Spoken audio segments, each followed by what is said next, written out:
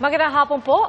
Wala na raw atrasan ng 3 araw na tigil pasada ng piston simula bukas bilang protesta sa PUV Modernization Program. Dahil sa transport strike, may mga mag-online class muna at suspendido ang number coding sa Metro Manila. Nakatutok si Maki Pulido. Simula mamayang hating gabi hanggang sa Miyerkules, magtitipon-tipon ng mga driver at operator ng piston sa ilang lugar sa Metro Manila at probinsya. Mahigit 100,000 na driver at operator ang magtitigil pasada ng 3 araw. Magmamarcha naman sila sa Menjola sa Miyerkules. Wala raw kasing narating ang ilang buwang pag-uusap nila sa gobyerno para i-rehabilitate na lang ang kanilang mga jeepney sa halip na puwersahin silang bumili ng mas mahal na modern jeep. Huwag din daw sana silang puwersahin sumali sa malakorporasyon na kooperatiba. Bukas kami sa usapin ng kooperatiba kung ito yung individual pa rin na pag-aari ng unit at individual na pag-aari ng prangkisa.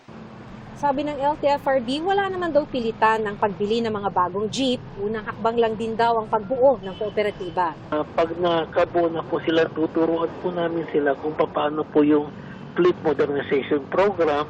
Basta po yung sasakyan nila ay tinatawag nating roadworthy, ayon po sa pamantayan ng LTO, pasado po yan at pwede po yung bumiyahe.